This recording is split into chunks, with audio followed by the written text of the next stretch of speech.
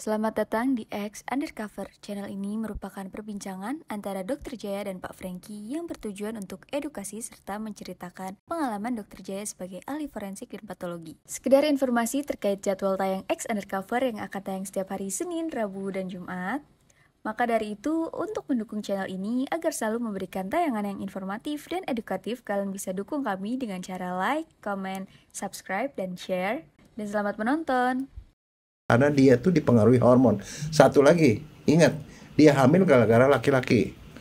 Kalau dia kawin, biasanya dia harus kasih mahar yang gede banget. Anak udah 5, punya hamil lagi kebobolan ke 6. Dia bilang mendingan gua aborsi. Sekarang saya mau ngasih tahu dulu nih tadi nih. Kita makan. Saya rasa nih masalah yang petugas restorannya atau petugas outlet makan tuh perlu diajarin cara menanyakan yang tepat kepada orang yang mau makan, Dok. Iya. Tahu nggak kenapa? Tadi kan kita makan di Sederhana, restoran Padang Sederhana, rumah makan Padang Sederhana. Dokternya masuk duluan sama istri saya sama Pamela. Saya begitu masuk di pintunya ditanya sama orang, Pak mau makan di sini? Ya bingung saya, Dok. Gimana ceritanya? Loh, itu emang kenapa? Makan di sini di pintunya, Dok. Orang lain mau masuk keluar gimana? Ya saya bilang, saya mau makan di sana di meja. Supaya lebih tepat. Ya kan? Enggak, soalnya itu di pertanyaan dia ini kepalanya dia beda, Franky. Itu kamu mesti belajar. Kepala orang belum tentu sama. Oh, jadi saya mesti belajar nih. Loh kan? Di kepalanya dia itu orang datang ke situ bisa aja makannya di rumah. Nggak di situ gitu. Nah, kalau kamu pikirnya di sini ya di sini sama di meja situ kan beda dong. Iya, kalau saya kan lebih tepat. Saya mau makan di sana. Kalau di sini saya bilang nggak ganggu orang keluar masuk. Ya. Atau sama kita ngantri nih di outlet fried chicken. Makan di sini? Enggak, saya bilang. Saya makan di meja. Nah, jadi seharusnya nih, Dok. Mungkin pertanyaan mestinya diganti gini. Ini makanan untuk dibawa pulang atau tidak? Nah, kalau tidak kan berarti kan makan di restoran tersebut. Iya, tapi jangan salah, Franky. Orang Indonesia belum tentu bahasa Indonesianya bagus loh. Karena di sekolahan tuh ada orang Indonesia bahasa Indonesia cuma dapat 50, Franky. Nah, gimana tuh? Berarti saya selamat lah, Dok. Soalnya begitu Dokter Jaya bilang orang Indonesia bahasa Indonesia nggak bagus, saya tuh ingat dengan ijazah saya. Ada 3 mata pelajaran yang dapat nilai 7. Apa? Ya itu bahasa Indonesia salah satunya, Dok. Enggak, soalnya begini ya. Udah jelek banget 7 tuh, Dok. Anak-anak sekarang nih, anak-anak remaja sekarang, anak-anak sekarang SD. Kebanyakan mereka ya, apalagi kalau yang di sekolahnya ada pelajaran bahasa Inggris atau ada pelajaran bahasa Inggris gitu, dia lebih ngerti bahasa Inggris daripada bahasa Indonesia loh. Dia ngomong-ngomong begini, dia bilang, misalnya, apa tuh? Tanya, kita ngomong bahasa Inggrisnya, oh itu gitu loh. Terbalik lagi. Nah, kalau dulu beda sama itu sekarang. yang dikritik sama teman saya. Satu ketika kita alumni ini, Dok, alumni SMA 883. Datang ke SMA 8. Ada teman saya kan, dia kasih ya, kebetulan kan pejabat lah ya. Si AB. Saya ingat dia omongannya apa? Anak-anak sekarang ngomong pakai bahasa Inggris. Kencing aja belum lempeng. Pakai bahasa Inggris gitu kan. Jadi memang harusnya memang bahasa Indonesia duluan. Dan ternyata di luar negeri pun sama. Orang yang pintar bahasa Inggris, pendidikan bahasa Inggrisnya jelek. Tapi saya justru tertarik sama kencing lempeng itu, Franky, karena saya dokter kan. Itu ada di toko obat. Ada kakek-kakek mau beli apa kek katanya, pil biru katanya. Tahu kan pil biru? Pil biru. Hah? Pakai umur berapa? 70 katanya. Masih pakai kek? Ya pakailah, kalau enggak kasih mana bisa jadi normal katanya. Itu kan langsung jadi bingung kan. Maksudnya kenapa? Itu gara-gara anak saya katanya, istri saya juga suka ngomel katanya. Kenapa ngomel? WC bawa pesing katanya. Loh, emang kenapa hubungannya WC bawa pesing sama pil biru? Tahu nggak, saya udah tua katanya. Kalau kencing ke bawah, supaya lurus saya mesti pakai pil biru. Jadi kebalik lagi. Kalau kamu kan kalau kencingnya belum lurus itu artinya belum dewasa. Tapi kalau ini sebaliknya, kalau udah terlalu tua kencingnya juga nggak lurus lagi. Jadi jangan suka pikir yang aneh-aneh kalau orang tua beli pil biru lagi. jangan curiga. Nah, cuman sekarang kan kita ngomong masalah laki sama perempuan nih, Dok. Laki sama perempuan tuh dalam arti siapa yang punya perasaan lebih tega, lebih kejam, kalau istilah Dokter Jaya nih. Oke. Sekarang saya mau nanya nih, kamu sering nonton Discovery nggak? Nah, ini kalau Dokter Jaya seperti ini ada lagu nih, Dok. Apaan? You answer my question with question. Ada lagunya tuh. Yeah. Jadi Discovery Channel dulu saya seneng. Ya. Kesian amat dulu. Kalau saya sampai sekarang seneng, Franky. Sekarang nggak ada tempat buat nontonnya lagi. Nah, di TV. TV saya kan TV nasional. Nggak pakai TV berbayar. Oh. Dokter pakai apa? Ada Netflix, ada HBO Max. Ya, nonton lah, Franky. HBO Max itu kenapa saya suka? Di situ ada Harry Potter, Franky. Bayarannya juga nggak terlalu mahal kok, Franky. Jadi dokter mau nanya apa di Discovery Channel-nya nih? Nah, pernah tahu nggak kehidupan singa? Tahu. Singa itu kalau dalam satu kelompok isinya apa? Ada satu jantan dan beberapa betina. Ada jantan, beberapa betina, dan anak-anak kan? Anak-anaknya. Nah, sekarang apa yang terjadi nih kalau di luar tuh tiba-tiba ada jantan lain? Diusir. Berantem jantan sama jantan. Karena kenapa? Mereka mau adu kejantanan.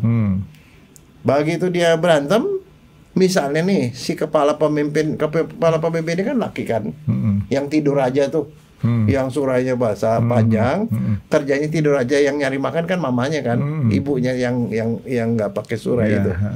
Tapi kalau ada gangguan, si bapak turun tangan, dia berantem tuh, misalnya si bapak ini kalah. Itu persis kayak Miko sama Mola, Dok. Kalau lagi ada gangguan, Miko di depan tuh.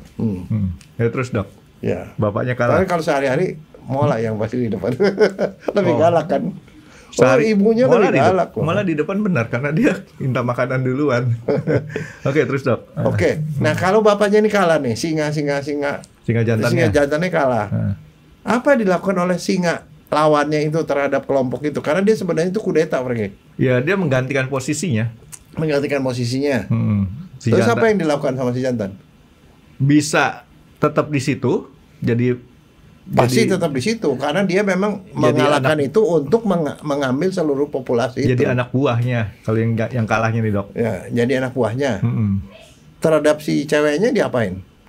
Wah. Diperistri. Tapi hebatnya, Franky, diperistri. Di setiap 20 menit sekali disetubuhi, Franky. Istrinya. Tapi sebelum itu dia lakukan sesuatu terhadap anak-anaknya yang masih kecil. Dibunuh.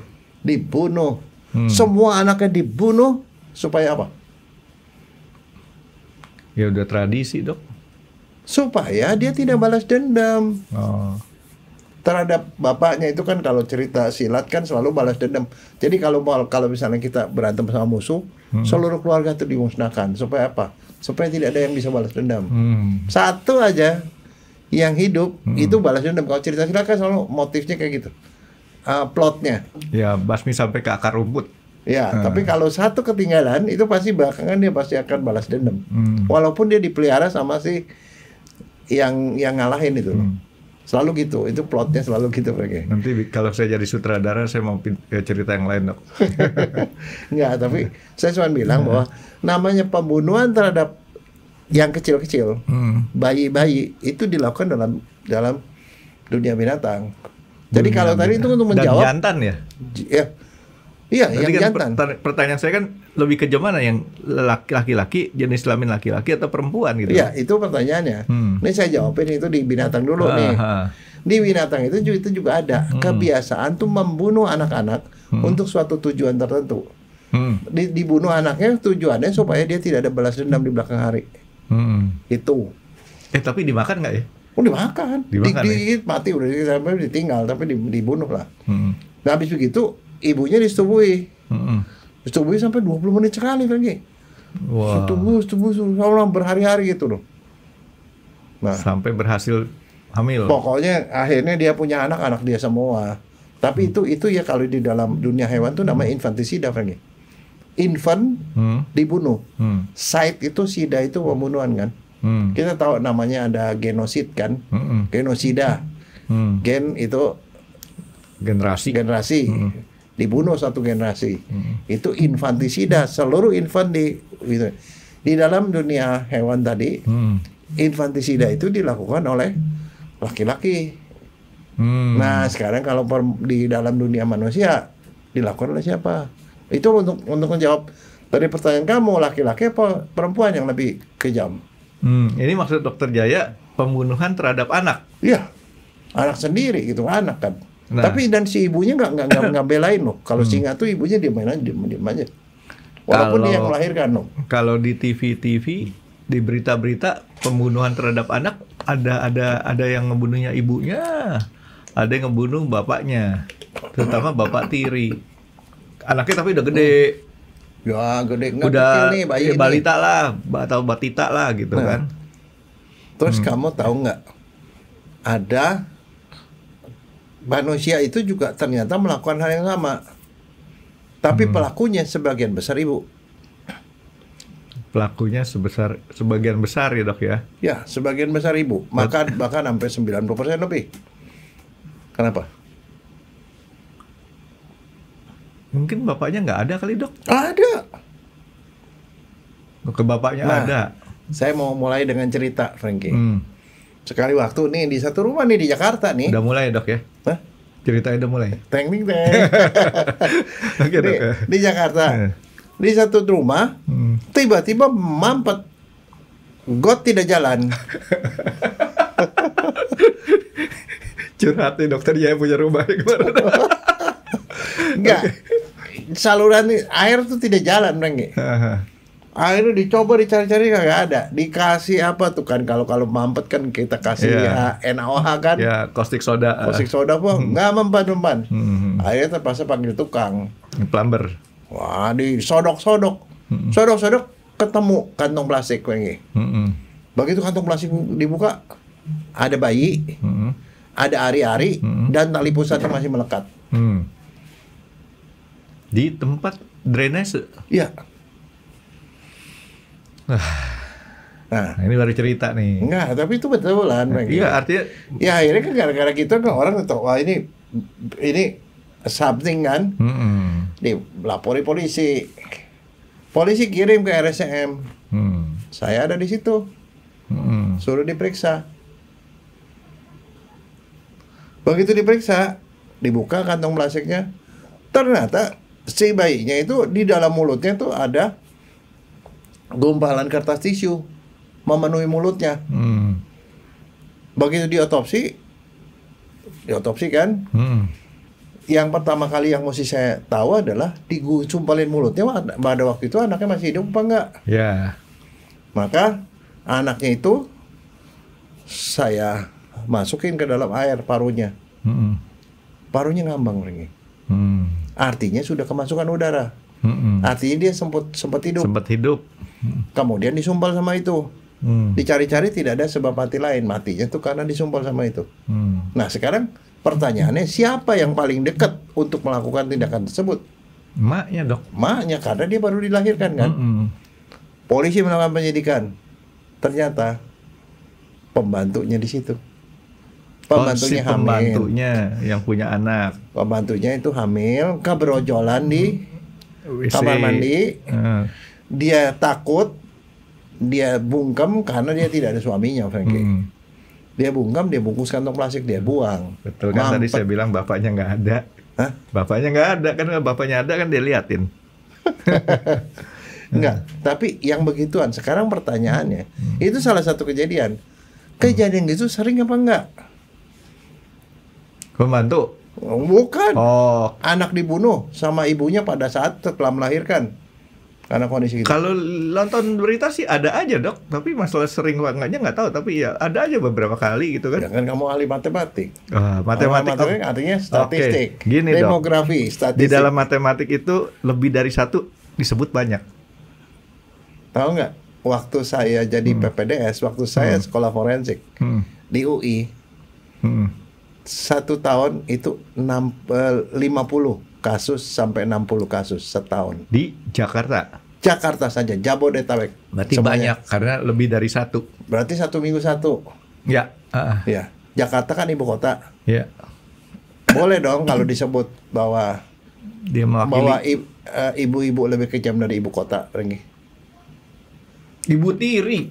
Enggak, ibu kandung. Oh. Itu pelakunya ibu kandung loh. Ya juga sih ya. Nah, Nggak tapi nggak boleh lah.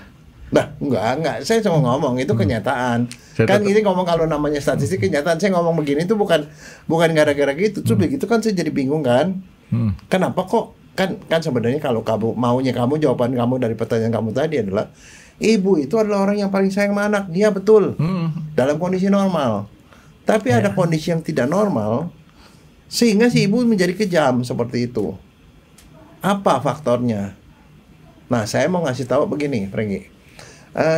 Saya kan kebetulan pernah jadi presiden dari Forensik Asia, Afrika, Australia, 3 benua. Presidennya nih, dokter forensik, gede kan. Jadi di dunia itu ada 3 organisasi. Satu di Amerika, namanya American Association of Forensic Science. Seluruh Amerika tuh ada ribuan orang. Seluruh Eropa namanya IALM, International Association of Legal Medicine, IALM. Dan sisanya Asia, Afrika, Australia itu namanya IMPALMS, Indo-Pacific Association of Law, Medicine and Science. Nah, saya jadi presidennya tuh selama kira-kira 4 tahun, Fengge. Pakai kampanye nggak, Dok? Wah, Nggak kampanye. cuman gara-gara itu teman-temannya dibilang ya lu jadi presiden begitu lah. Biasa kan, Fengge. Kan kalau di negara juga gitu, lu lah aja deh jadi presiden gitu loh. Nah, saya dijadiin presiden tuh 4 tahun, Fengge. Jadi sebenarnya saya 3 tahun maksudnya ya, 2016 sampai 2019. Tapi karena masalahnya pandemi, saya mau manjang jadi 2020. Nah, selama 4 tahun itu kan saya kemana-mana. Jadi saya banyak kenalan dengan dokter forensik seluruh dunia. Nah, sekali waktu saya bikin presentasi penelitian saya soal infanticide itu, kejadian yang ada di RSCM di Jakarta. Terus udah gitu, tahu nggak reaksi orang gimana, Frank? Orang Jepang bilang, Dokter Atmaja, you still have that, katanya. Artinya di Jepang udah nggak ada yang kayak gitu? Gak ada. How can, katanya. Nah, mereka ternyata gini loh, Frank. Internasional itu namanya infanticide itu udah hampir nggak ada. Kecuali di negara-negara tertentu kayak Indonesia. Terus kan saya bilang emang nggak pernah ada, nggak ada. Kok di tempat lu banyak banget, katanya. Terus itu kan jadi pertanyaan kenapa, Frank? Kalau di tempat lain biasanya tuh apanya secara moral nih, Dok ya. Orang bisa nerima. Nanti Dok, nggak sederhana aja nih, Dok ya. Oke. Saya kasih contoh. Ayam negeri betelor nggak ada induknya nggak apa-apa. Kita ayam mesti ada jantannya. Berarti kan orang di luar negeri punya anak, ngegedein anak, nggak ada suaminya, nggak ada masalah.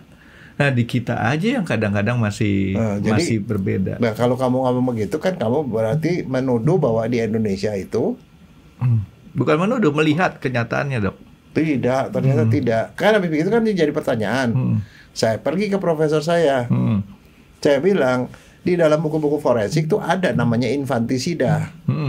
Infant, bayi dibunuh oleh ibunya sendiri. Waktu saya presentasi di luar negeri, kenapa kok mereka kaget? Dia bilang itu kan cuma ada di teori di dalam buku-buku doang. Di kenyataannya tidak ada lagi. Saya bilang, tapi pernah ada kan? Artinya pernah ada, karena ditulis teorinya. Dia bilang apa? Tahu gak jawabannya mengagetkan saya? Apa tuh? Karena penduduk Indonesia lebih bermoral daripada di luar negeri. Kalau saya nggak kaget. Nggak kaget saya. Karena memang nyata begitu. Nah, ternyata gini dia bilang. Dia bilang kalau kamu mau tahu jawabannya, kamu runut dari pangkalnya. Pangkal, jangan di ujungnya. Ujungnya ada infantisida kan di Indonesia. Ya. Pangkalnya apa? Ada kehamilan yang tidak diinginkan. kehamilan tidak diinginkan membuat perempuan sengsara. Serba salah dia. Karena dia hamil, tidak ada suaminya, pacarnya kabur, atau mungkin jenis kelaminnya tidak disukai oleh suaminya. Itu salah satu faktor. Atau kalau dia melahirkan membuat dia jadi susah karena anaknya udah banyak misalnya, whatever, jadi kehamilan tidak diinginkan. Ujungnya ada dua. Ujungnya adalah aborsi kalau dia berani dan nuraninya mengizinkan, atau dia tidak berani aborsi. Kalau dia nggak berani aborsi, kehamilan melanjut. Nah itu, jadi di negara-negara yang tadi bilang bahwa itu sudah tidak ada lagi, yang saya perhatikan di sana adalah mereka membesarkan atau menterminate saat sebelum kelahiran. That's why. Dia bilang gini, kamu tahu timbangan? Timbangan itu kan ada dua dacin nih. Iya. Kalau di sini aborsi, di sini pembunuhan anak sendiri. Kalau di aborsinya dibolehkan oleh negara, oleh masyarakat, hukum, dia naik, PAS turun. Itu yang terjadi di negara-negara yang nanyain kamu, yang ngomong bahwa di PAS tidak ada. Tapi di Indonesia, orang untuk melakukan aborsi, dia masih merasa bersalah. Itu salah. Agama tidak membolehkan, adat tidak membolehkan, takut ada hukum tidak membolehkan dan segala macam, sehingga akhirnya dia nggak berani aborsi. Bisa juga alasannya nggak berani aborsi karena aborsi itu biayanya mahal. Iya. Whatever lah. Tapi akhirnya dilanjutkan. Tapi begitu pas lahiran, di situ emosinya dia terganggu. Karena kenapa? Waktu lahiran itu terjadi gejolak hormon di perempuan, sehingga dia tidak berpikir panjang. Begitu bayinya lahir, apalagi muka bayinya sama dengan si laki-laki yang meninggalkan dia, langsung dicekek sama dia, langsung disumpel sama dia. Jadi dia menghabisi itu karena emosinya itu sudah numpuk selama 9 bulan. Dan pecah pada waktu anaknya lahir. Pada saat itu kan dia lagi kesakitan. Dia tidak berfungsi dengan baik, hormonal juga berubah. Itu alasannya. Habis itu saya bilang, oh iya, pada waktu itu aborsi itu 100% dilarang di Indonesia. Sama sekali tidak boleh aborsi dengan alasan apapun. Saat itu undang-undang. Tapi agama pun tidak ada yang membolehkan aborsi, Franky. Semua. Nah, sehingga seorang perempuan untuk bisa mengatakan gua mau aborsi gitu, itu keputusan yang sangat berat dan biasanya lanjut. Makanya itu jadi tinggi, dia bilang. Tapi nanti kamu saksikan, kata Prof saya tuh, Prof Arief Budianto, kamu saksikan one day kalau orang melakukan aborsi itu dengan mudah, dengan gampang, pada saat itu pembunuhan anak sendiri turun. Bahkan mungkin tidak ada lagi di Indonesia. Cuman saya nggak yakin dokter bilang dia ngelihat si bayi mukanya seperti laki-laki yang ninggalin dia. Ya, kalau berkumis tuh masa bayi laki begitu lahir berkumis? Oh, ada. Belum tahu aja. Ada yang lahir begitu lahir bisa langsung lompat, bisa nari-nari. Itu bayi gajah, Dok. Itu gurawa. Oke, Dok. Jadi sekarang itu artinya seperti balon loh, Dok, ya. Dipencet di sini, melonjak di sana. Ya kan? Ya. Jadi kalau misalkan aborsi itu dilonggarkan aja. Ada dilonggarkan, maka tingkat pembunuhan anak sendirinya tadi PAS itu otomatis turun gitu. Makanya kalau mau nanya gitu, nanyain dari mana? Tanya dokter kandungan. Berapa banyak aborsi yang dilakukan oleh dokter kandungan? Karena semakin banyak aborsi, dia akan makin sedikit ini. Mungkin dokter kan pernah nonton TV berita kan, di tempat tertentu ada penggerebekan. Seorang dokter, bukan dokter kandungan bahkan, Dok. Dokter biasa yang melakukan praktek aborsi ilegal. Ya. Nah, ini menarik buat saya judulnya, aborsi ilegal. Berarti di Indonesia sebenarnya ada aborsi yang legal kan? Iya. Nah, itu yang berubah di Indonesia. Dari sejak di awal kita pakai KUHP, terus ada undang-undang kesehatan, makin ke sini aborsi itu lebih dilegalkan. Dikasih kelonggaran. Karena kenapa? Karena si dokter-dokter ini nggak mau terikat dengan dilema. Kamu tahu yang namanya aborsi itu ada dilema? Belum, Dok. Pada waktu zaman sebelum reformasi, tahu ada yang namanya norma keluarga sehat NKKBS Sejahtera. Nah, itu apa gambarnya? BKKBN. Tahu. Apa gambarnya? Ibu, bapak, 2 anak kan? Maka pada waktu itu anaknya di tengah, Dok. Iya, anaknya di tengah, bukan di belakang, di samping. Enggak, tapi itu kan seperti itu. Makanya pada di daerah-daerah banyak dokter yang terlibat dilema. Karena kenapa? Dia ikut KB. Kan KB itu diharuskan. Bahkan pada waktu itu dokter ya di daerah, termasuk di Jakarta, pokoknya diwajibkan harus cakupan KB sekian persen. Mendekati 100% lah. Setiap PUS, pasangan usia subur, harus ikut KB. Entah KB-nya apapun, harus ikut KB. Itu tahun 70-80-an tuh, Dok ya? Ya. Nah, harus ikut KB satu. Kedua, ada rumus 100 namanya. Kalau usianya udah 35, anaknya udah 35 kali 3 kan udah 105. Wajib di kontrasepsi mantap. Wajib di steril. Karena udah nggak boleh punya anak lagi, udah kelebihan. Apalagi kalau anaknya 5. Ya dong. 5 berarti kalau 100 tuh umur 50.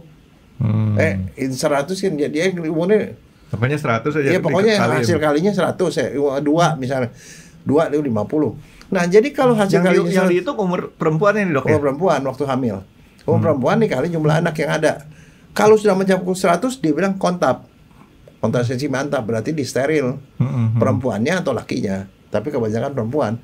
Dan itu cakupannya tuh sampai ke mana-mana. Nah, masalahnya kadang-kadang yang namanya KB kan kadang-kadang belum tentu mereka mau kontak kan. Pakai kondom dah. Pakai spiral. Pakai apapun lah, pakai hormon, pakai susu segala macam. Enggak 100% efektif, Renggi. Dia udah ikut KB, ngikuti anjuran pemerintah, tapi hamil juga. Misalnya contoh, dia sudah punya anak 10 di KB, ternyata masih hamil juga. Udah anak 5 disuruh pakai itu, misalnya dikasih hormon, susuk, hamil juga. Pasang spiral, hamil juga. Nah kan dokter harus bertanggung jawab karena dia itu kan ada program pemerintah. Pemerintah mengharuskan dia ikut KB, tapi ikut KB ternyata hamil juga. Dia bilang, "Dok, saya tidak mau anak ini, makanya saya ikut program dokter." Sekarang dokter tanggung jawab dong. Sudah dikasih saya ikut KB tapi hamil. Sekarang solusinya gimana? Ya bukan salah si dokternya, Dok. Loh, kenapa mereka aktif banget gitu ya? Loh, bukan. Dia ikut KB justru karena dia masih aktif seksual. Kalau dia udah nggak bermain seksual, nggak usah dikok. Makanya mendingan punya anak 1. Enggak. Nah, sekarang masalahnya udah kadung semua, itu Dok. Namanya kadung lagi. Udah kadung bahwa KB gagal. Nah, di seluruh dunia namanya KB gagal, si pemegang program harus bertanggung jawab. Bertanggung jawabnya dengan cara apa? Harus digugurkan anaknya. Kan udah janjinya.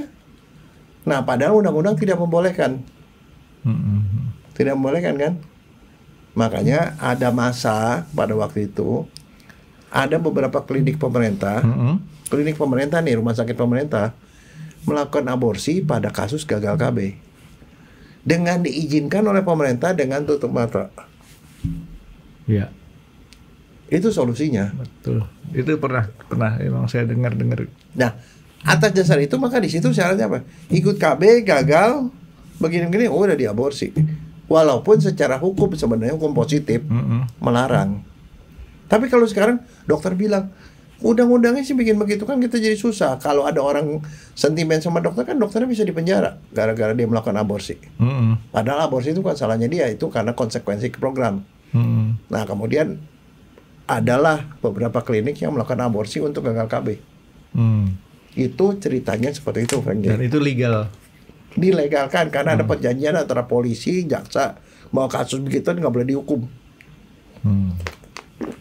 Jadi balik lagi legal nggak legal tergantung daripada istilahnya kondisinya. Penguasa dong. Penguasa. Iya. Jadi artinya dalam hal itu dia dibikin tumpul pengecualian. Jadi waktu itu ya itu yang terjadi. Nah tapi ada beberapa dokter yang nyolong-nyolong nih. Itu boleh. Ini. Jadi akhirnya gara-gara ada klinik yang melakukan itu walaupun tidak boleh, ada dokter yang berani-beraninya melakukan aborsi. Tapi dengan imbalan biayanya mahal. Aborsi Bukan susah gagal nggak KB. sih, Dok? Gampang. Diinjek-injek. Enggak gampang, enggak sesuka soal itu. Kamu percaya nggak? Pada waktu saya sekolah dulu, aborsi itu adalah salah satu keterampilan yang harus dikuasai oleh dokter umum. Sekolah kedokteran nih, Dok ya? Jadi saya melakukan aborsi waktu sekolah. Karena kalau ada kejadian harus diaborsi, saya harus aborsi. Aborsi itu sama seperti pisau. Kita diajarin bagaimana cara pakai pisau untuk motong sayur.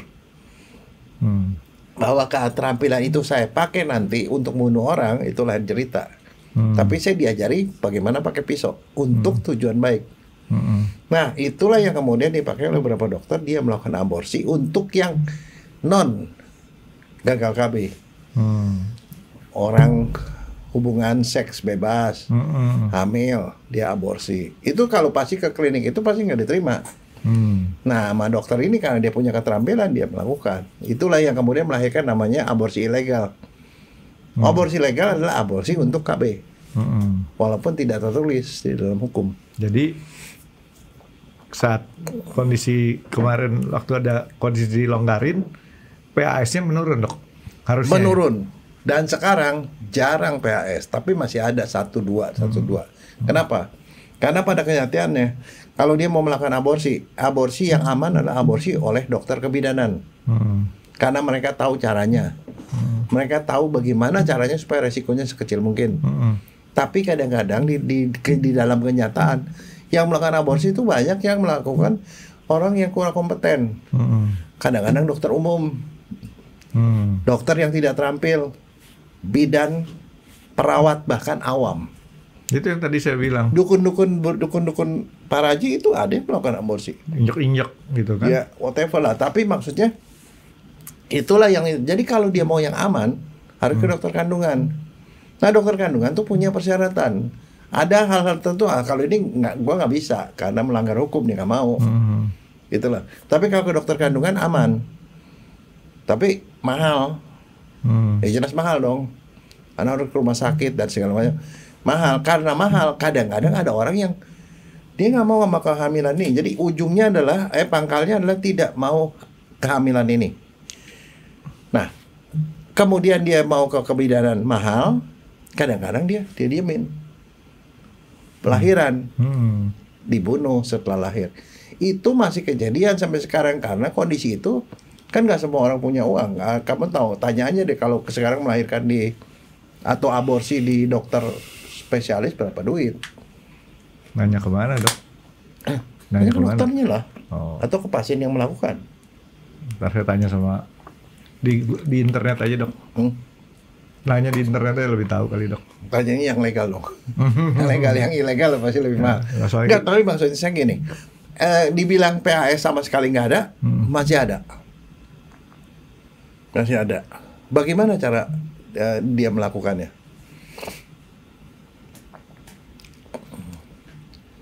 menghentikan napas si bayi. Dia yang paling ditakuti oleh orang itu adalah dia tidak mau ketahuan dia melahirkan kan. Maka yang harus dipendam adalah suara. Biasanya dibekap supaya nggak bersuara, disumpal mulutnya, dicekek. Jadi semuanya itu adalah untuk menghentikan suara lagi. Seringkali dicekik, dibekap, disumpal dan segala macam, itu yang paling sering. Bayi kecil tuh ya. Kecil. Dan dokter kelihatan kalau dia dibekap begitu kan kelihatan ada memar di bibirnya, kadang-kadang sampai robek. Jadi dokter wajib untuk itu. Jadi dokter tuh kalau pemeriksaan gitu ya, dia wajib menentukan ini bayinya udah lahirnya waktu itu masih hidup, lahir hidup. Habis lahir hidup dia meninggalnya karena apa? Biasanya meninggal karena asfiksia, karena nggak bisa napas. Nah, habis karena nggak bisa napas, baru melahirkan kena pasal. Pasalnya itu kalau yang sekarang ya, sekarang nih artinya sebelum kita pakai undang-undang KUHP baru 341 itu 7 tahun, Franky. ibunya yang melakukan dapat kena hukuman 7 tahun penjara. Maksimal 7 tahun. Itu lebih ringan daripada pembunuhan. Pembunuhan tuh 338 KUHP itu hukumannya 15 tahun. Kalau dia cuma 7 tahun. Nah, kalau dia berencana, jadi sebelumnya dia udah rencanain, pokoknya nanti kalau keluar gua akan masuk, dia cari tali apa segala macam gitu ya. Berencana, kan kalau pembunuhan berencana 340, 20 tahun, seumur hidup atau hukuman mati kan. Kalau pada pembunuhan bayi oleh ibunya ini, dikasih korting jadi 9 tahun. Nah, sekarang pertanyaannya kenapa di korting? Kortingnya lebih dari separuh. Mungkin masih manusiawi kali dok hukumnya dok? Bukan. Apaan? Di dalam seluruh dunia itu diakui bahwa namanya perempuan kalau melakukan sesuatu belum tentu itu dia bisa bertanggung jawab secara penuh. Karena dia itu emosinya labil dipengaruhi hormon. Alasan itu dipakai di dalam dunia, Frankie. Misalnya contoh, kamu punya pegawai. Kalau dia perempuan, dia sakit mens bulanan, 7 hari nggak masuk, kamu tetap harus kasih gaji kan? Iya. Ya, karena itu aturan. Dia sakitnya kenapa? Hormon. Orang hamil, pegawai kamu, melahirkan. Berapa lama dia bisa cuti? Ada diatur sih dok. 3 bulan, Frankie. Dan selama 3 bulan kamu harus kasih gaji nggak? Harus kasih gaji. That's why itu namanya perempuan kalau hamil, mens dan segala macam itu dia dapat pengecualian secara hukum. Nah, termasuk di dalam pembunuhan. Tapi orang kalau membunuh 15 tahun, pembunuhan berencana 20 tahun, seumur hidup atau hukuman mati. Tapi kalau ibu yang baru melahirkan, dia di-korting lebih dari separuh. Karena kenapa? Dia dalam kondisi tidak bisa bertanggung jawab secara penuh karena dia tuh dipengaruhi hormon. Satu lagi, ingat, dia hamil gara-gara laki-laki. Dan dia hamil 9 bulan, laki-lakinya mah udah di mana tahu. Dia 9 bulan tuh nanggung. Jadi dia wajib dapat korting. Tapi asal yang memenuhi persyaratan tadi, dia yang melakukan terhadap anak yang baru lahir, yang dia lahirkan sendiri gitu loh. Dan karena dia ketakutan, takut orang lain tahu kalau dia melahirkan. Si laki-lakinya kena hukuman nggak dok? Tidak. Enggak. Pelakunya dia. Tapi kalau dia membunuh bayinya dibantu sama neneknya misalnya, neneknya nggak bantu, neneknya kenanya hukumannya full 15 tahun. Karena bukan si ibunya. Karena dia bukan ibunya dan dia tidak punya masalah hormonal dan segala macam. Kalau dibantu oleh orang lain siapapun gitu, dia orang yang ngebantunya itu hukumannya full. Oke, nah nih dok. Ya, tapi kalau undang-undang di Indonesia kadang-kadang masalah cuti hamil, cuti menstruasi itu masih dalam tanda kutip belum semuanya dipakai. Ya, karena memang iklim kondisi ketenagakerjaan kita yang sangat belum sampai terlalu sejahtera. Yang pertanyaan saya nih adalah gini. Orang itu belum tentu kan melakukan pembunuhan anak sendiri nih dok. Artinya pada saat selesai melahirkan, kalau yang tadi kan langsung teksek, langsung eksekusi. Ya sekarang dia tidak punya keberanian hati nih dok. Untuk melakukan. Anaknya ditinggal sama dia. Tapi kan bisa meninggal juga tuh anak. Bisa. Nah itu pasalnya lain. Ada pasal menelantarkan anak.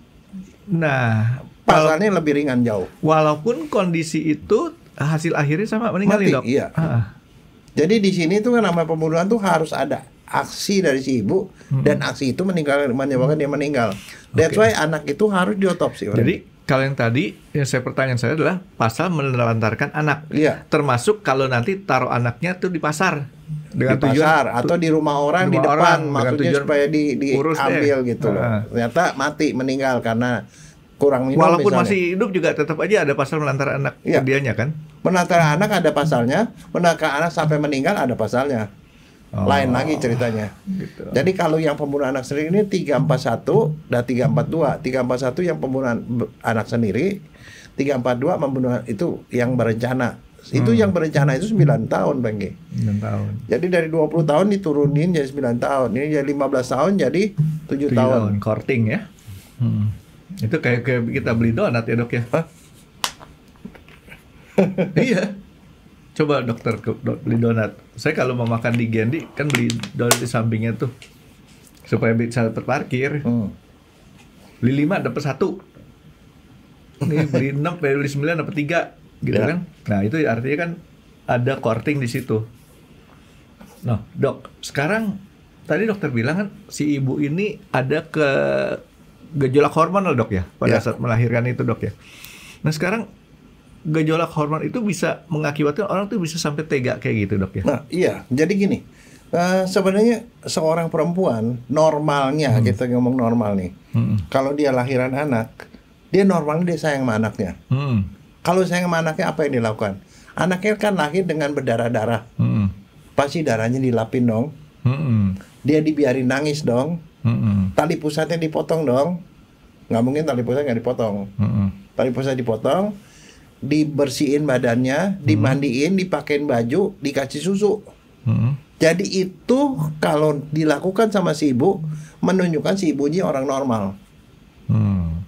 Jadi kalau setelah gitu dia bunuh bayinya, setelah dipakein baju, setelah dibersihin gitu, artinya ibunya tuh membunuh dengan pikiran waras. Dan itu full dapat full hukumannya. Hukumannya jadi 15 tahun lagi. Kalau berencana jadi 20 tahun. Jadi persyaratan, nah makanya harus diotopsi. Kalau diotopsi dilihat ibunya itu nggak bersihin bayinya, bayinya masih banyak belepotan lemak, masih belepotan darah, di lambungnya dipisah nggak ada susu, tali pusatnya tidak dipotong, artinya ibu ini masih dalam kondisi kacau, otaknya kagak beres nih, dia nggak bisa bertanggung jawab, dikasih courting. Kalau yang tadi sempat berpikir normal, terus kemudian baru mikir, oh kondisi ini nggak bagus buat dia, baru dibunuh. Jadi sempat normal dulu. Nah gitu, sekarang kita ngomong penyebab. Sekarang saya mau nanya, kira-kira menurut kamu di negara-negara lain, apakah PAS sama sekali tidak ada? Atau masih ada? Mungkin masih ada, tapi jumlahnya sangat kecil kali itu. Wah gede, Frankie. Gede. Tapi si Jepangnya bohong dong kalau gitu tadi. Enggak, di Jepang benar. Nah sekarang oke, kamu nanya Jepang. Sekali waktu saya, ini baru di Jepang nih tahun 89. 89. Udah Kan, lama, Dok. Iya, waktu itu pertama kali ke Jepang. Ada dokter teman saya. Saya sih iseng-iseng aja. Saya bilang gini, kan ini baru kawin. Orang di Jepang kalau kawin tuh harus perawan gak sih? Saya bilang. Itu saya tanya. Dia ketawa. Pertanyaan lo aneh katanya. Dia bilang aneh. Emang kenapa? Ya kalau di Indonesia kalau nggak perawan dong bisa ngomel si laki-lakinya. Iya dong. Dia bilang, wah begini, gua ngomong terus terang ya. Laki-laki Jepang tuh semua juga mau kalau istrinya perawan. Tapi kalau mau nyari yang begitu kita nggak bisa kawin katanya. Karena jarang nih orang perempuan yang di usia kawin tuh yang masih perawan. Loh kok begitu? Ya karena biasanya perawannya tuh udah hilang waktu SMP, SMA. SMA. Siapa yang kasih? Ya dikasih pacar pertama katanya. Dia bilang, lu gak marah begitu?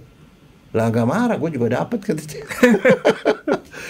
Jadi artinya di sana itu yang namanya begituan itu bukan sesuatu yang tabu, Frankie. Bukan sesuatu yang tabu, sehingga di sana pun kalau misalnya ada seorang remaja berhubungan hamil, dia tinggal pergi dokter, gue mau aborsi, dia aborsi, Frankie. Karena negaranya itu membolehkan aborsi. Jadi tidak ada yang itu alasan. Tapi kemudian kan saya bergaul di waktu jadi presiden itu kan saya bergaul dengan banyak negara. Di negara India, PAS banyak, Frankie. Yang dibunuh apa? Bayi apa? Laki perempuan? Coba tebak. Bayi perempuan. Bayi perempuan, kenapa? Perempuan. Tebakan kamu tepat kali ini. Ini ekonomi. Bukan. Ekonomi. Oke. Benar. Kenapa? Ini ekonomi karena kalau punya anak perempuan tuh ngongkosin nanti waktu kawinnya tuh, Dok, berat. Itu namanya apa? Mahar. Dowry. Kalau di India, Bangladesh dan lain-lain itu di negara-negara Asia Selatan itu ya, ada namanya sistem dowry. Dowry itu jadi gini, kalau ada perkawinan laki dan perempuan, itu yang membiayai seluruh perkawinan itu adalah pihak perempuan. Dan biayanya itu kalau misalnya perempuan sampai nggak kawin, keluarganya malu. Berarti dia tidak punya uang. Kalau dia kawin, biasanya dia harus kasih mahar yang gede banget. Dan bisa bikin satu keluarga bangkrut. Pinjam duit aja ke pinjol ke pegadaian kali. Nggak, jadi dia itu anak perempuan itu merupakan celaka buat dia. Kalau nggak dikawinin dia malu, dikawinin dia masih habis duit. Sehingga kalau seorang anak perempuan kawin di India, itu bisa jadi keluarganya bisa jatuh miskin.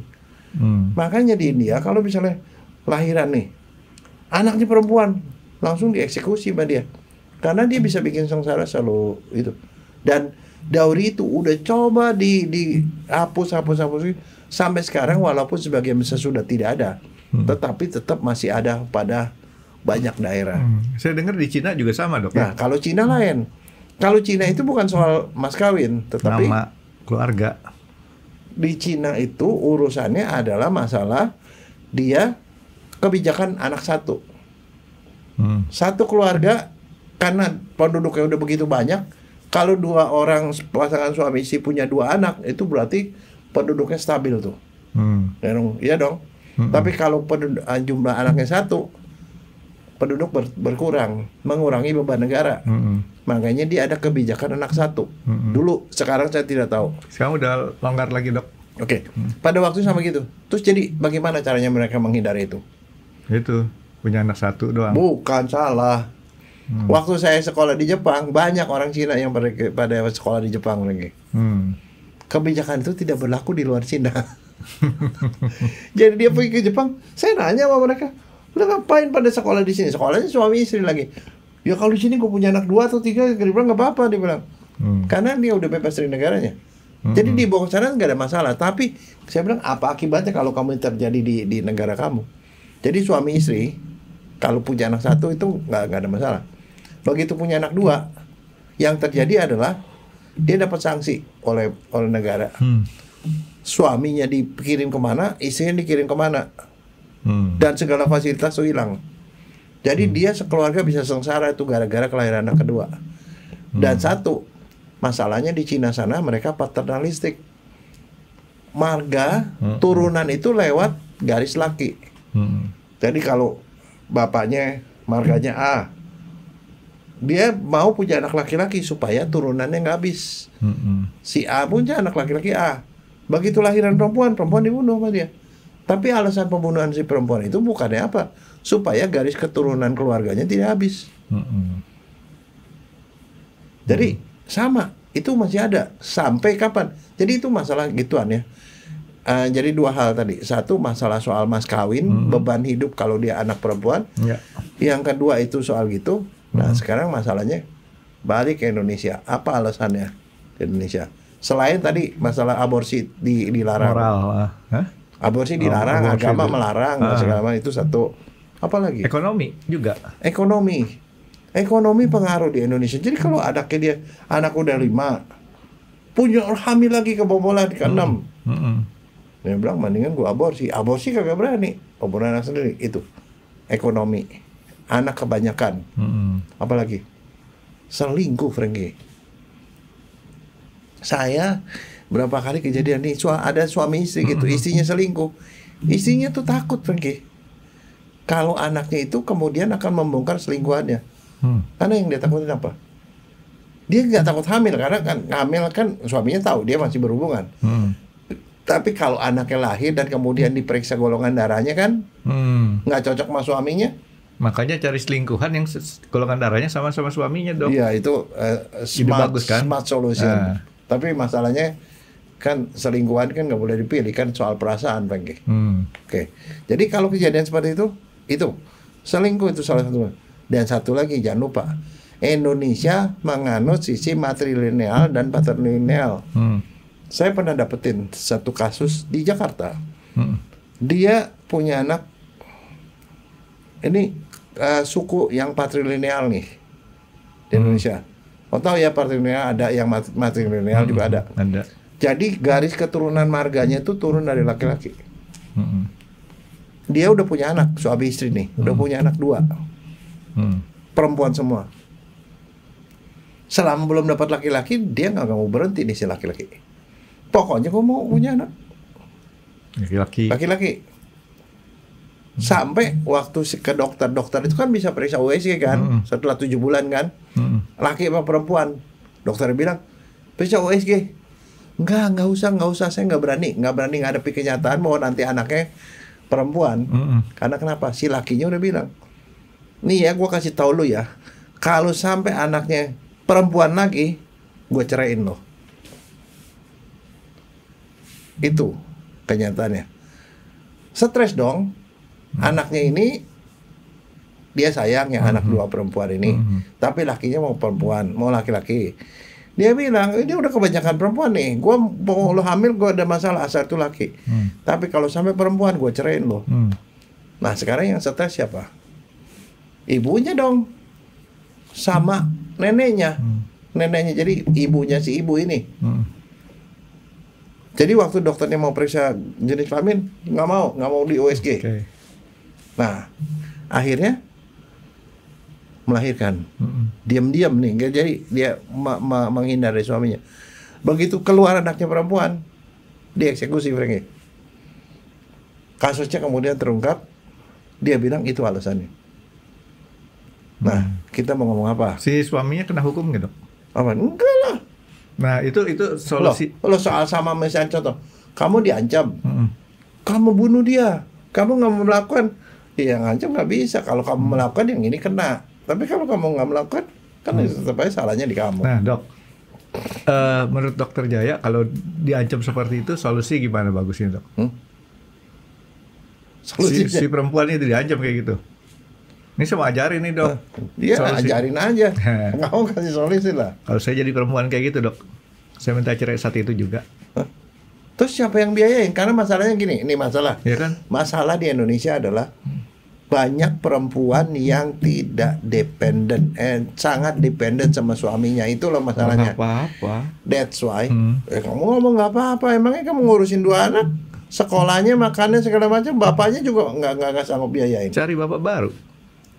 Emang enak, emang gampang. Daripada dok udah capek-capek ngelahirin dicerai, mendingan saat itu juga belum ngelahirin tapi kita yang pada kejadian cerai. ini nih ya, ini kayak saya nggak ngomong itu kan kamu teoritis. Ini pada kenyataannya dia membunuhnya itu gara-gara suaminya begitu. Dia masih sayang sama suaminya dan dia sayang sama anaknya. Dan keputusannya dia itu diamini sama ibunya. Jadi waktu mengeksekusi anaknya dilakukan oleh ibunya dan si neneknya.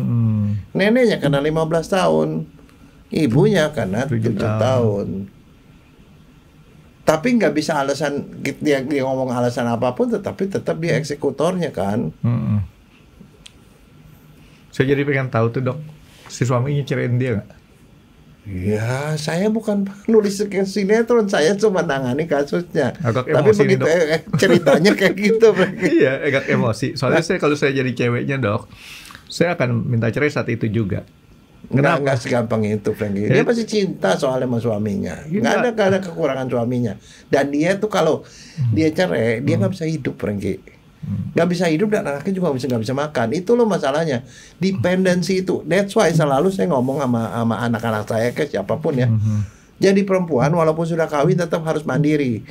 Siap-siap untuk one day kalau suaminya tuh nggak ada lagi.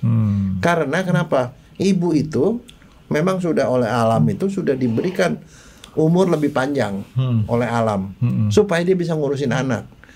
Dan dia tuh tidak boleh dependen sama suaminya, karena kalau dia suami sekaligus hilang bisa hilang karena meninggal, karena sakit, karena kawin lagi dan segala macam, dia tetap masih bisa melindungi keluarga.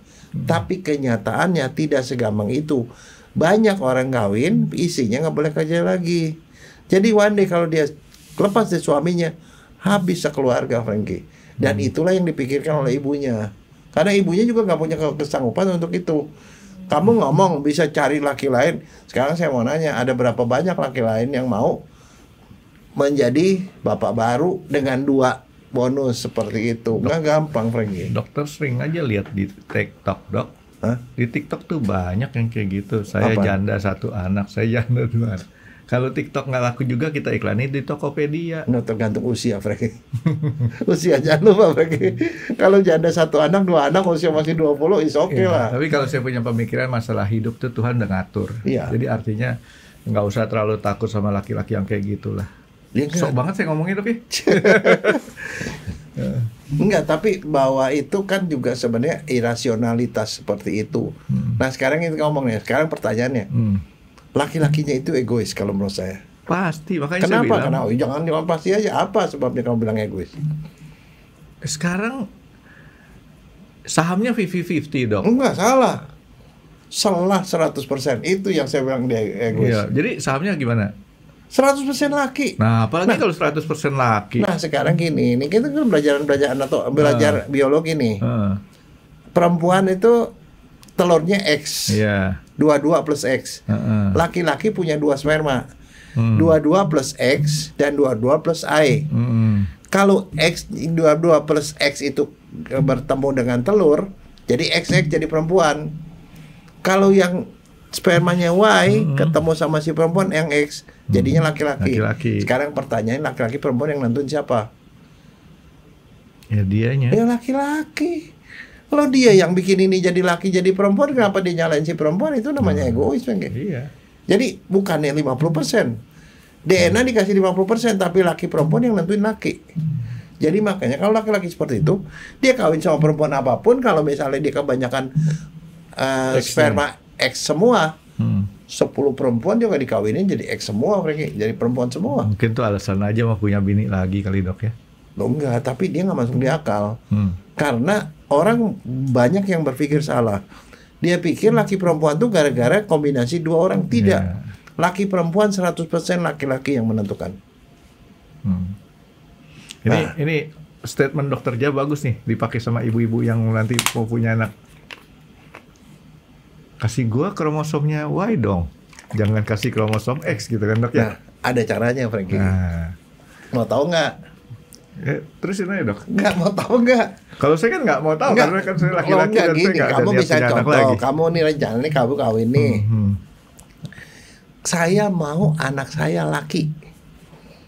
Kan ini keinginan. Kadang kenapa? Saya mau punya 2 anak doang, 1 laki 1 perempuan misalnya. Yang 1 mah salah-salahan aja dah. Dapat laki, berarti nanti besok maunya perempuan. Dapat perempuan, besoknya mau laki gitu, cuma 2. Kalau mau 3, ya lain lagi kan cerita. Tapi kalau mau 1, saya mau laki nih, 1 aja gitu. Bisa diatur nggak? Itu Kalau binatang sih saya tahu dok. Diapain? Hitung temperatur. Tapi nggak tahu orang. Ya itu kan temperatur. Coba kamu terangin. Bagaimana logikanya secara umum? Saya lupa ya. Kalau lagi temperaturnya lebih tinggi dia laki jadi perempuan apa jadi laki-laki, saya nggak tahu tuh. Lupa. Nah, dokter Jaya nggak lupa. Tanya dong sama si Mola. Mola saya tanya cuman dia minta makanan doang dok. Saya lupa tuh gimana cerita itu dok. Tapi kira-kira pakai temperatur betul? Pakai temperatur. Tapi temperatur, tapi juga ada tekniknya, Franky. Begini, sifat. Kalau sperma, yang nentukan kan sperma nih. Iya. Sperma itu kalau yang X gede kepalanya. Kepalanya gede, berat. Dia mau banyak makanan. Tuh nalurinya tuh dari situ, Franky. Kalau yang Y kecil, gesit, makanannya sedikit. Jadi kalau disuruh lomba, laki mau perempuan, laki-laki jalan cepat, si perempuan jalannya lambat. Tapi kalau si laki-laki jalan cepat, energinya banyak, cepat mati. Energinya habis, nggak ada makanan, mati. Kalau perempuan nih pelan susah matinya. Ya. Itu dulu. Yang kedua, kalau telur semua sama, telur itu pasif. Nah, jadi kalau si telur ini di sini ada lomba nih, itu finish tuh telur ya. Sperma X sama sperma Y kalau disuruh berenang, pasti yang dapetin si telur itu si X duluan. Jadi kemungkinan anak laki. Kalau telurnya udah siap. Tapi kalau telurnya belum siap, sampai di situ telur belum ada, Dan nunggu mati. Yang Y-nya mati. Yang X-nya. Yang X ini jalan-jalan, di jalannya udah terlambat nih, baru telurnya keluar, jadi perempuan. Jadinya itu dulu. Jadi perempuan itu keluar telur itu sebulan sekali. Kapan? 14 hari sebelum mens yang akan datang. 14 hari sebelum mens yang akan datang. Jadi mensnya biasanya tanggal 20. Besok tanggal 20 lagi. 20 lagi berarti 20 kurang 14, kira-kira tanggal 6. Itulah saat keluarnya telur.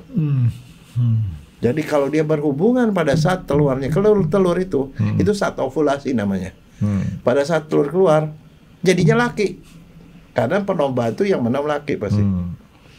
Tapi kalau kamu berhubungan itu jauh dari keluarnya telur, jauh, seminggu sebelumnya, 4 hari sebelumnya, itu pasti yang jadi perempuan. Si spermanya nggak mati tuh ya? Hah? Nggak mati spermanya ya? Enggak, yang perempuan kan banyak makanannya. Dia jalan pelan-pelan, santai-santai, tapi sampai. Problemnya nih dok. Nah, itu udah dulu ngerti ya. Udah paham. Pokoknya kalau telurnya udah siap, deket-deket dengan telurnya keluar, itu pasti jadinya laki.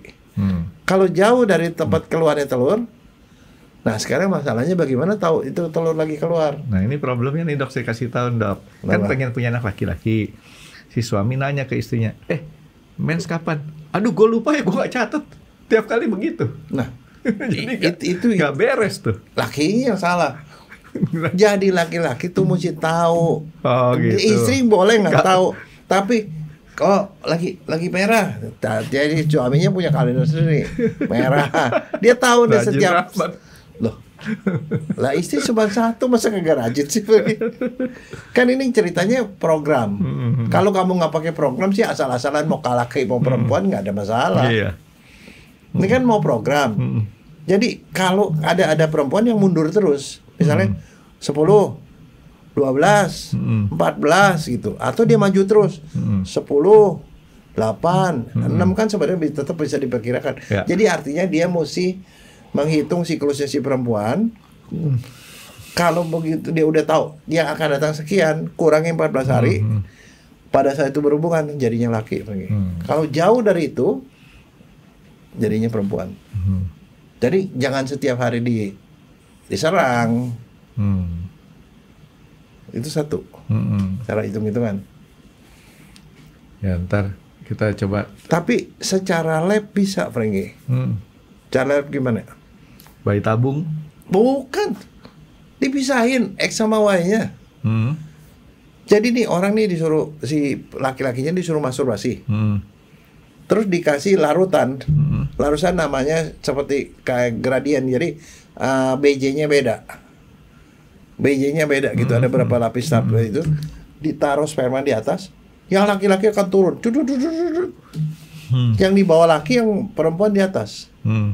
Yang ini kemudian diinseminasi. Itu hitungan matinya hari, Franky. Oh gitu. Jadi bisa bertahan 1 harian. Itu namanya pemisahan sperma, Franky. Itu biasa dilakukan di lab. Kalau daripada hitung-hitung capek, dia kayak begitu dimasukin yang laki-laki atau yang perempuan gitu loh. Oh. Dipisahkan. Itu orang biologi biasanya yang kerjain, atau andrologi yang kerjain. Nanti si Miko saya suruh ini loh dok, sama dokter hewan dok. Saya pengen punya anjing, saya pengen punya anak, saya pengen punya anak anjing laki. Itu satu. Yang berikutnya tadi yang kamu ngomong benar. Bagaimana tahu perempuan itu sedang keluar telur, ovulasi? Kamu pernah perhatiin anjing atau kucing? Kalau dia lagi ovulasi itu namanya estrus.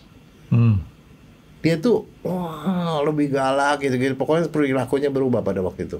Oh, dia ngeluarin hormon. Miko dipepet terus pada dia dok. Nah itu dia lagi subur.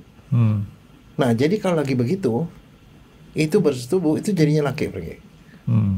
Tapi kalau jauh-jauh setiap saat di ini lagi nggak begitu. Kalau lagi nggak begitu dia nggak mau pergi. Diajakin berhubungan dia tidak mau. Manusia juga sama. Jadi arti gini, itu bisa kelihatan dari perilaku, tapi salah satu tandanya adalah suhu tubuh. Kalau dia lagi subur, suhu tubuhnya naik 0,5 derajat pergi. Nah bagaimana taunya? Kita mesti periksa suhu basal. Suhu basal begini. Bangun pagi perempuannya ukur suhu. Sebelum bangun nih 36,5. Besok 36,5. 36,5 sekali waktu 37. Nah itu hari subur, hari dia keluar telur. Kalau berhubungan di situ jadinya laki lagi. Begitu 37, Bu, saya tugas luar kota. 37, tahu-tahu lagi demam, lagi batuk pilek ya, bukan lagi. Nggak, itu salah satunya, Frankie. Jadi itu memang kalau mau soal suhu betul, itu adalah ilmu pada binatang yang juga sama pada manusia. Tapi arti itu bisa diatur sebenarnya. Nah, sekarang kan egoisnya si laki-laki tadi, balik ke kasus tadi, dia yang bikin jadi laki atau jadi perempuan. Kenapa sih perempuan yang disalahin? Sehingga akhirnya perempuan itu terpaksa melakukan suatu tindak pidana. Nah, itu karena informasi yang Dokter Jaya belum nyampe ke dia, Dok. Coba kalau sekarang, kalau misalnya ini banyak ibu-ibu udah dengar informasi dari Dokter Jaya, bisa ngeles, lu kasih gua sperma yang laki-laki dong, gitu. Jangan kalau nggak, Bu, lu saring dulu dong. Nah, gitu kan, Dok. Ya nggak? Udah aman buat si perempuannya. Tapi kalau saya punya pemikiran ya, artinya kita tadi, Dok, entah kita istilahnya gimana-gimana, saya percaya istilahnya kehidupan itu udah diatur sama bos gede di atas sih. Iya, tapi kamu nggak mau ngomong begitu. Kalau buat beberapa orang itu stres dong, Frankie. Komunitas, misalnya ada suku-suku tertentu di Indonesia ya, termasuk orang Chinese. Pokoknya kalau nggak punya anak laki-laki, kalau dia punya anak laki berapa sih masih mending. Yang ini nggak punya anak laki, ya udah dari situ gue masih dapat cucu. Artinya masih ada turunan. Kalau perempuan tuh dia kan bukan turunan, Frankie. Perempuan tuh kan kawin jadi ikut keluarga lain. Itu loh masalahnya. Dan itu kadang-kadang, oh gue tuh marganya ini, gue mau dong punya anak marganya ini. Itu anak laki. Anak laki itu harus punya anak laki lagi. Dan tuntutan itu gede, Frankie. Karena sekarang boleh dibayangkan misalnya ya, anak-anak sekarang dia kawin pun punya anak satu aja buat dia beban. Sekolahnya mahal, biaya ngurusnya mahal, segala macam. Begitu keluar nggak sesuai nih, misalnya maunya laki-laki, ini perempuan, dia pasti bilang udah satu lagi lah, perempuan lagi. Itu stres lagi. Dan stresnya itu yang adanya pada perempuan, seolah-olah perempuannya salah gitu loh. Jadi pabrik anak perempuan. Pokoknya gitu. prinsipnya kalau belum dapat laki, gue belum mau berhenti begitu. Nah yang ngurusin kan ibunya. Tapi maksudnya saya itu adalah hal-hal itu ya yang namanya istilahnya budaya, adat dan segala macam, itu yang masih melekat sampai sekarang. Jadi selama itu masih ada, kemungkinan PHS masih ada, pembunuhan asasi masih ada, nggak bisa hilang. Makanya sekarang kan kita punya undang-undang KUHP baru nih, nomor 1 tahun 2023, berlaku 3 tahun lagi, jadi 2026. Pasal itu masih ada. Artinya prediksi masih 20 tahun ke depan itu masih ada. Pasalnya itu masih ada. Jadi 460 pasalnya. Ayat 1, 2 dan 3. Sama hukumannya sama, kondisinya sama. Jadi seorang ibu membunuh anaknya sendiri karena takut diketahui telah melahirkan 7 tahun. Kalau dia sampai berencana jadi 9 tahun. Yang membantu dapatnya 15 tahun dan 20 tahun. Itu jelas. Cuman satu pasal. Kalau yang dulu undang-undangnya 2 pasal. Ya, jadi 2 pasal. 341, 342. Kalau sekarang jadi 460. Sama pasalnya. Kalau menurut saya sih, Dok, salah satu ya, ini ide saya doang, untuk menurunkan PAS, kondisi-kondisi yang mengakibatkan situasi kayak tadi bisa menimbulkan PAS, itu dilonggarin atau dikurangin atau dihapus. Ya contoh kan sekarang gini, kita kan nggak biasa ngeliatin seorang wanita membesarkan anak tanpa suami. Itu jadi udah malu bukan main kan kayaknya. Sementara di luar negeri nggak ada masalah gitu kan.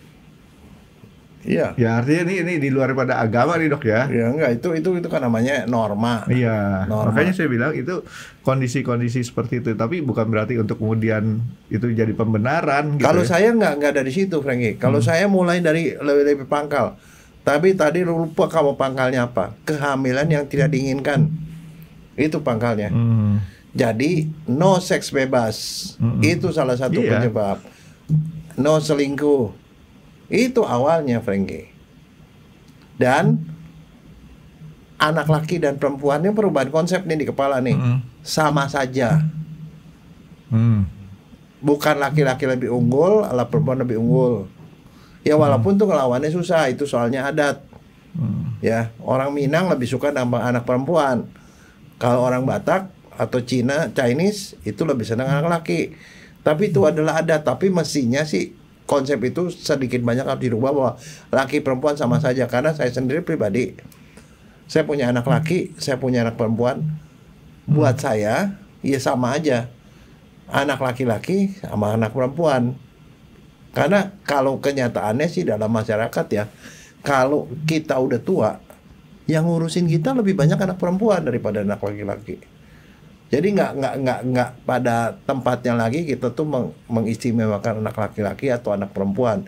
Semuanya sama, punya hak dan kewajiban yang sama terhadap orang tua gitu kalau menurut saya. Jadi itu perubahan konsepnya di situ. Jadi kalau selama ini masih banyak ada orang yang tidak bisa nerima bahwa single parent itu jelek, nggak bisa terima bahwa namanya seks bebas itu itu sih itu benar. Ujungnya dari situ, Frank. Seks bebas nggak boleh, tapi maksud saya ini kan kejadiannya sudah terlanjur nih, Dok. Ini saya yang ngomong kondisi sudah terlanjur nih. Itu yang mengakibatkan kemudian orang melakukan PAS kan. Ya yang kayak gitunya mah itu jangan didorong, nanti terjadi ledakan penduduk lagi kan. Tapi ngomong ngedorong lagi. Kalau mau kawinannya hal janda yang punya anak itu. Supaya dia nggak perlu membunuh. Iya, kalau gitu cerai aja kan, kamu bilang tadi cerai aja. Iya, maksud saya kalau yang tadi itu kan saya agak emosinya ngedenger istilahnya kok seseorang itu enak aja tuh laki ngomong kalau nanti. Sekarang kan itu kan depresi buat si calon ibunya kan depresi sendiri. Gila, gue kalau saya nanti punya anak lagi, gue dicerai gitu kan. Kalau saya jadi perempuan tadi, Dok, saya tadi ya udah, saya minta cerai sekarang. Kalau nanti ternyata anak laki-laki, yang stres kan dia, laki-lakinya. Nyesel dia. Enggak segampang itu cerai, enak aja loh. Cerai itu faktornya banyak, masih ada cinta apa enggak, masa kelangsungan hidupnya gimana, anak-anaknya kebanyakan beban buat perempuan tuh anak. Jadi ada beberapa perempuan yang melakukan itu karena dia sayang sama anaknya, dia kan takut anaknya kenapa-napa, nggak bisa makan dan segala macam. Karena kenapa? Dia dependen sama suaminya itu loh. Tapi saya mau tanya sama Dokter Jaya. Kalau Dokter Jaya diancam cerai sekarang 2 bulan lagi, Dokter Jaya milihnya sekarang 2 bulan lagi, Dok? Milihnya nggak cerai lah. Enggak, itu ancamnya kayak gitu, cerai sekarang 2 bulan lagi. Kalau ancaman kan bisa aja kita ambil sama yang di atas. Soalnya dia kena petir kalau dia cerai. Oke, Dok, jadi istilahnya nih PAS ini ya sampai sekarang ini nggak bisa dihapus total, Dok? Ya? Nggak bisa. Tapi berkurang jauh. Saya ngerasain sendiri saya berkurang jauh, tapi masih ada. Karena yang namanya pangkalnya nggak hilang, kehamilan yang tidak diinginkan itu bisa karena selingkuh, bisa karena pergaulan remaja. Jadi makanya sebenarnya proteksinya adalah seks edukasi di sekolah, Franky. Karena mereka kadang-kadang yang sampai hamil dan segala macam di luar kawin ya, itu karena mereka tidak nggak ngerti itu. Dia pikir nggak apa-apa, kok cuma oles-oles doang kok bisa jadi gitu loh. Nah itu seharusnya seks edukasi. Makanya ada beberapa, kalau di Jakarta ya, beberapa sekolah swasta itu menjelang libur sekolah, mereka ngundang dokter untuk ngadain seks edukasi. Seks edukasi kasih tahu nih perempuan tuh begini, laki-laki begini, kalau dia melakukan ini tuh ada resiko dia bisa hamil, begini. Jadi itu masih ada seks edukasi. Saya sendiri sering beberapa kali diminta untuk memberikan paparan begitu ke sekolah-sekolah SMA biasanya. Peminatnya penuh, Dok? Penuh. Pertanyaannya pun kadang-kadang aneh-aneh juga. Dia tanya, Dok, kalau pegangan tangan bisa hamil nggak? Loh, bisa? Nggak itu. Terus ada lagi, Dok, kalau lagi berenang bisa hamil nggak? Ada yang begitu mereka. Saking dia takutnya begitu, dia nggak berani berenang kalau ada laki-laki di dalam. Repot kan? Nggak itu tapi itu harus diajarin, karena kalau di luar negeri itu ada diajarin, tapi kalau di Indonesia itu belum umum. Di luar negeri yang saya tahu, pada saat seseorang udah berani, terutama perempuan nih, Dok, ya, anak perempuan udah mulai agak dewasa sedikit aja, remaja, udah diwanti-wanti sama orang tuanya. Artinya kamu harus hati-hati dalam jika pengen melakukan seksual aktif. Dia larang. Cuman dikasih tahu batasannya kayak gini, sebenarnya jangan rugiin. Nah kita kan nggak boleh kayak gitu. Jadi lebih baik memang artinya jangan sampai istilahnya dia melakukan seksual aktif gitu dok. Ya, tapi kalau saya liatin ya sampai kapanpun yang kejadian kayak gini ya tetap masih ada di seluruh dunia nih dok ya. Yeah. Bukan cuma Indonesia doang, di Jepang pun mungkin masih ada, cuman udah nggak masuk di statistiknya lagi karena mungkin terlalu kecil. Ya mungkin. Yeah. Oke dok, terus pesan dokter Jaya supaya jangan timbul untuk mengurangi PAS lagi gimana dok? Selain tadi yang jangan seks bebas dan sebagainya. Iya, tadi seks edukasi dan satu lagi pengawasan orang tua tuh kalau masalah soal ini, Franky, soal gadget. Saya tuh kemarin baru istri saya, loh kan ada beginian. Ya lagi-lagi buka YouTube terus tiba-tiba ada video yang aneh-aneh keluar kayak begituan, itu mesti diawasin, Franky. YouTube sih enggak, Facebook yang lebih parah Facebook. Iya suka tiba-tiba keluar gitu apaan gitu, tato iklan apaan. Kata istri saya apaan? Saya bilang, gue juga kagak tahu, dia keluar aja sendiri begitu. Makanya saya sekarang itu makanya kan Facebook, anak kan sering kali kalau sekarang kan begini nih HP melulu begitu. Nah bagaimana caranya itu bisa di screening, jangan sampai yang begitu-begitu karena itu ada edukasi yang tidak benar. Apalagi HP-nya kayak saya punya dok, anti spy. Dilihat dari samping nggak bisa, nggak kelihatan saya lagi ngeliatin apa. Oh gitu. Susah dok kalau itu. Jadi ini yang harus kita nggak bisa monitoring tapi langsung. Masalahnya gini, informasinya itu tuh datang bertubi-tubi begitu, itu sehingga pengontrolannya kadang-kadang kurang lagi. Itu jadi harus ke anak-anak sih barangkali harus diawasi ya, terutama anak SMP, SMA. Kalau SD sih mungkin nggak ngerti ya, belum ngerti. Kalau perempuan ngerti dok SD, karena mereka lebih cepat tumbuh dewasa ya kan dok. Ya laki-lakinya aja deh masih lebih hati-hati. Saya karena keluarga saya keluarga laki-laki jadi nasihatinnya buat yang laki-laki. Oke, jadi kayaknya itu dok ya, PAS ini harus segera dikurangin. Ya bukan hanya untuk kita kasih kelonggaran yang lainnya, tapi artinya harus mulai bisa nerima kondisi-kondisi yang istilahnya jangan sampai nanti ada hasil akhirnya tuh ada PAS dok ya. Ya. Dok ini buah yang tadi itu nggak dikasih tadi kan dibeliin buah, mesti dikeluarin dulu. Ya. Terima kasih sudah menonton X Undercover. Jangan lupa like, comment, dan subscribe. Dan ditunggu ya video-video kami selanjutnya. Nah buat kalian jika ada pertanyaan untuk Dr. Jaya boleh banget komen di bawah. See you guys.